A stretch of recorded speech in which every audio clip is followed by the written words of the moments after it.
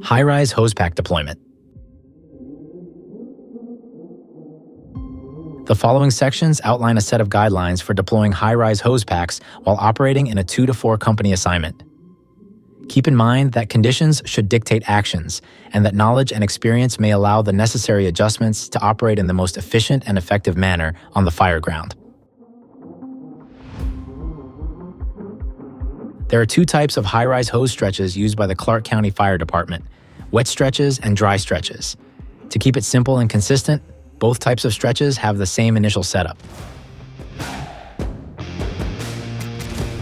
Initial setup. In the hallway below the fire floor, firefighters should line up with the nozzle hose pack closest to the stairwell door, with the nozzle closest to the door.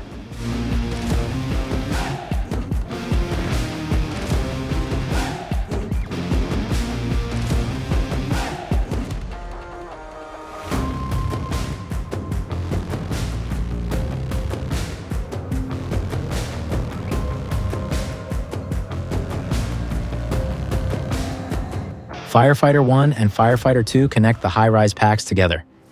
Firefighter 3 stretches their hose pack into the hallway and then brings the female coupling to Firefighter 4 at the standpipe.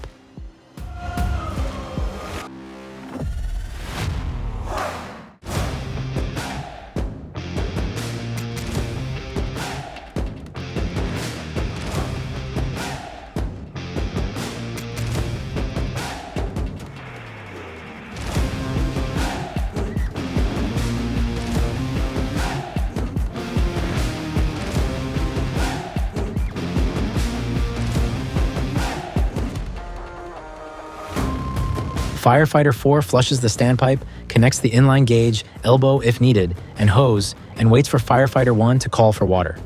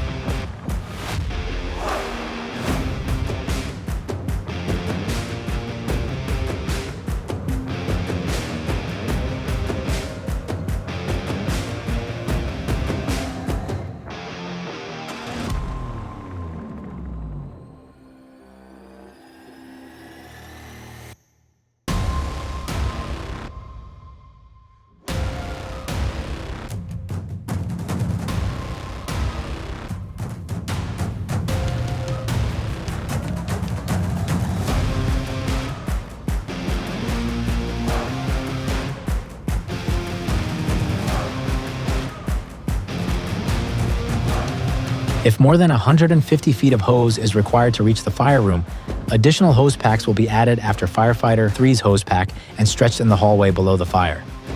At a minimum, an additional firefighter will be needed to assist with advancement for each additional pack. Wet stretch. If a non-tenable hallway is encountered, or if there is no control of the fire door, this stretch shall be used. Positioning for a wet stretch. After the initial setup has been completed, Firefighter 1 and Firefighter 2 should carry/shoulder their high-rise packs and ascend together to the stairwell door on the fire floor.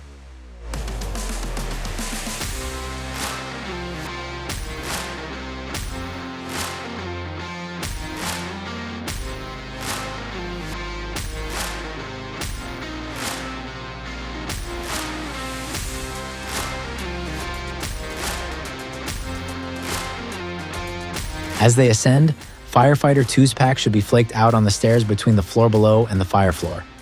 Firefighter 1's pack should be dropped on the fire floor and flaked up the stairs to the landing between the fire floor and the floor above the fire. All excess hose and slack should be flaked into the hallway of the floor below the fire.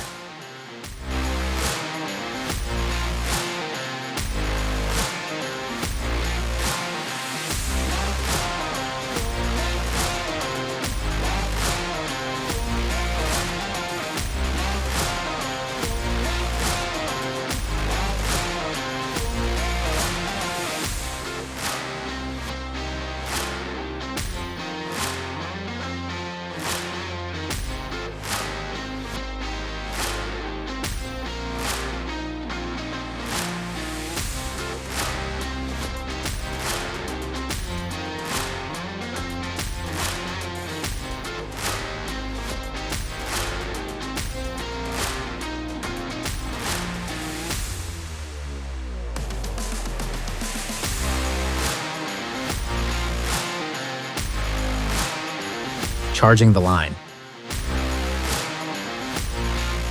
Once the hose is in position and all kinks have been removed, the order to charge the line will occur.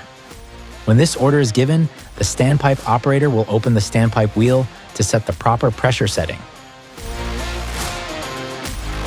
The setting of the inline pressure gauge is critical when establishing the proper setting.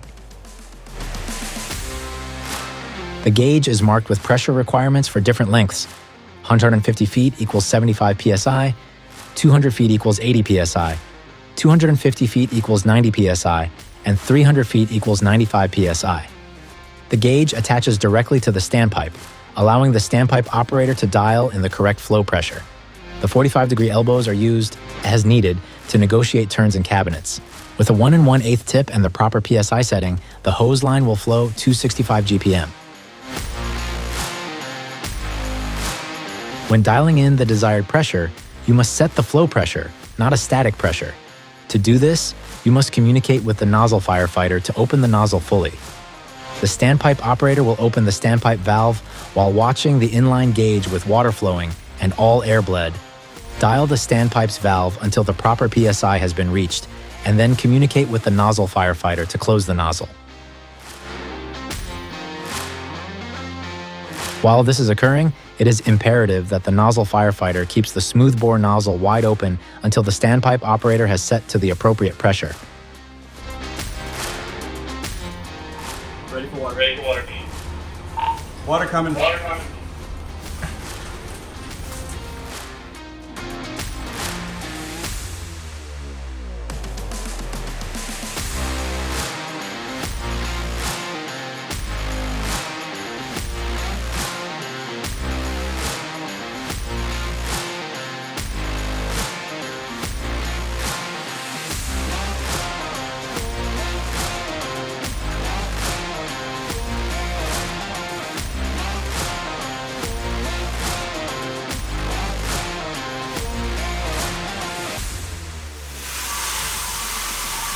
Yeah, 75 psi, shut her down. Copy, shut down. Positioning members on the line. Once the line is in place and pressure is set, we are ready to advance into the untenable hallway. The order of personnel should be as follows: 1 firefighter on the nozzle, the next firefighter as their backup, and the captain should be third. The next member should not pick up the line until the first coupling crosses the threshold of the fire floor door, 50 feet back from the nozzle.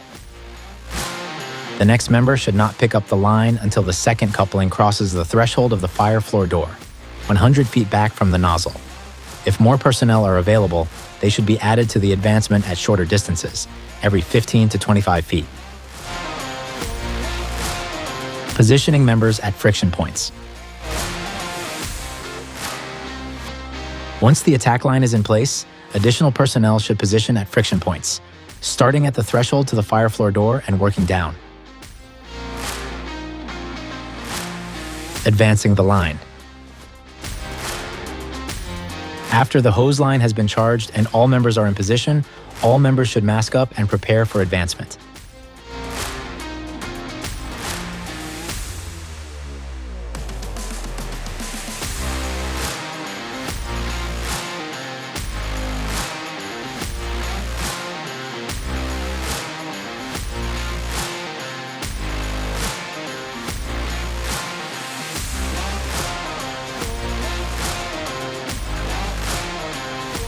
Once the hose line has started to advance, it develops a cadence.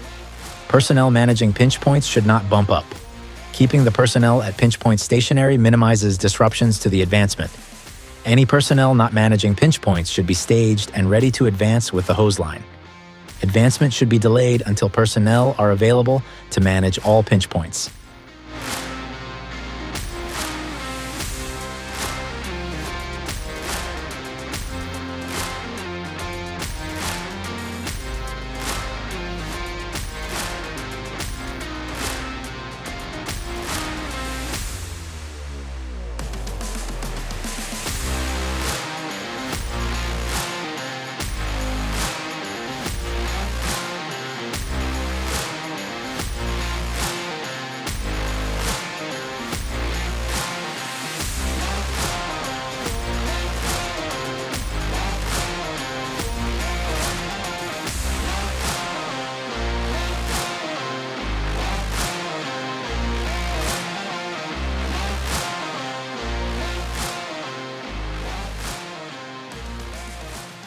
Dry stretch. This stretch shall be used if a tenable hallway with control of the fire door is encountered. Positioning for a dry stretch.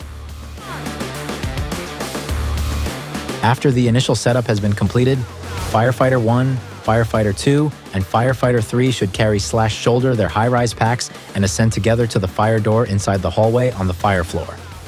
As they ascend, Firefighter 3's pack is flaked out on the stairs between the floor below and the fire floor. Firefighter 2's pack is dropped inside the hallway on the fire floor. Firefighter 1's hose pack is dropped in the hallway at the fire door and flaked in the hallway to the hinge side of the door.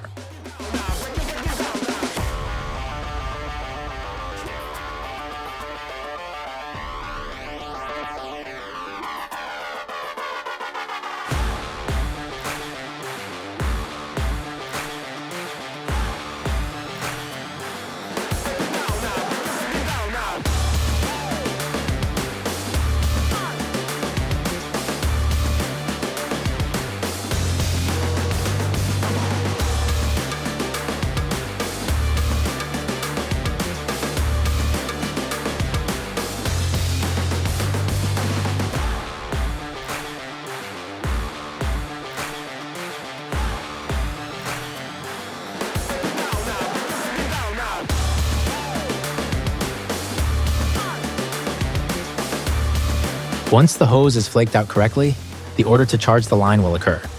The nozzle is to be fully opened and pressure set in the hallway prior to entering the fire room.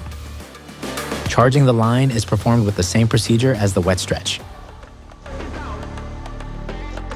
Just like the wet stretch, the order of personnel should be as follows. One firefighter on the nozzle, the next firefighter as their backup, and the captain should be third. Personnel must be positioned to manage all pinch points between the fire room and the floor below. After the hose line has been charged and all members are in position, all members should mask up and prepare for advancement. Remember, personnel managing pinch points should not bump up. Keeping the personnel at pinch point stationary minimizes disruptions to the advancement.